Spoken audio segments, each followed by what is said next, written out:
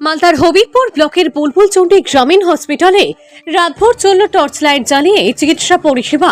হবিবপুর ব্লকের বুলবুলচন্ডী গ্রামীণ হাসপাতালে বিদ্যুৎ না থাকায় সমস্যার মুখে বুলবুলচন্ডী গ্রামীণ হাসপাতালে আসা রোগী ও রোগীর পরিবার সমস্যার মুখে পড়েছেন। জানা গিয়েছে, বুলবুলচন্ডী গ্রামীণ হাসপাতাল চত্বরে বিদ্যুতের তারের উপরে একটি গাছ পড়ে বিদ্যুতের তার ছিঁড়ে পড়ে গতকাল রাত্রি প্রায় 10টা নাগাদ, যার ফলে সমস্যার সৃষ্টি হয়। রবিবার রাতে বুলবুলচন্ডী গ্রামীণ হাসপাতালে রোগী সহ রোগীর পরিবার ও ডাক্তারদের সমস্যার মধ্যে পড়তে হয় রবিবার রাতে। এ বিষয়ে রাতে ডিউটিতে থাকা চিকিৎসক জানান, ইনজেকশন থেকে শুরু করে ডেলিভারি পেশেন্টের চিকিৎসা চালাতে হয় টর্চ লাইট জ্বালিয়ে। এছাড়া বিশেষ কিছু ওষুধ বা ইনজেকশন ফ্রিজে রাখতে হয়। সেসব জিনিস কি অবস্থায় রয়েছে তা সঠিকভাবে এখনো বলা যাচ্ছে না। যদিও রাতে বিদ্যুৎ দপ্তরে জানানো হলেও রাতে কোনো বিদ্যুৎ পরিষেবা দেওয়ার ব্যবস্থা হয়নি বলে অভিযোগ। যদিও আজ সকাল হতেই কাজ শুরু হয় বিদ্যুৎ দপ্তরের তরফ থেকে। বাচ্চাটার 7-8 দিন ধরে জ্বর, তাই আমরা কালকে থেকে ভর্তি এখানে হ্যাঁ এখানে ভর্তি হাসপাতালে। অসুবিধা, বাচ্চা গরমে ঘুমাতে পারছে না, মশা প্রচুর, রোদ হাওয়া নেই, মানে বাতাস করে পুরো রাত কাটাচ্ছে।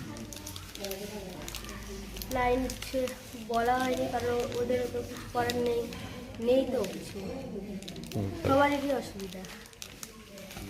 আপনারা সারা রাত জেগে তাহলে হ্যাঁ তার আছে, মানে অসুবিধা চলতে আছে নাকি? হ্যাঁ এখনো তো নেই।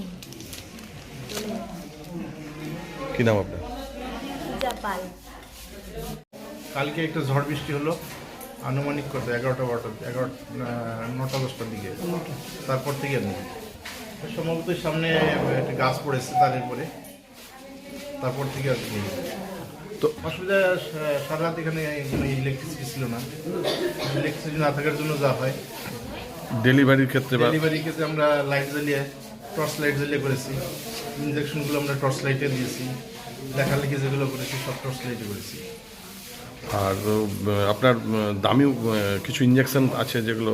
হ্যাঁ, কিছু আমাদের কিছু ইনজেকশন আছে যেগুলো অবশ্যই ফ্রিজে রাখতে হয়। হ্যাঁ, সেগুলোর তো কি হবে ঠিক বলা মুশকিল, কারণ এতক্ষণ তো কারেন্ট নেই।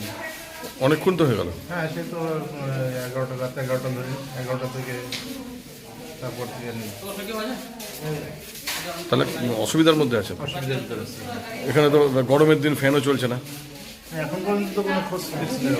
আমরা তো ফোন করেছিলাম ইলেকট্রিক অফিসে। হ্যাঁ, তো প্রথমে তো উনি ধরলেন না, তারপর ওনাদের উপর লেভেলে কাউকে একজনকে বলা হলো, উনি বললেন না আমি ফোন করছি। তারপর থেকে এখন পর্যন্ত খোঁজ নেই। কি নাম আপনার? আমার নাম ডক্টর শ্রীরাম পোদ্দার।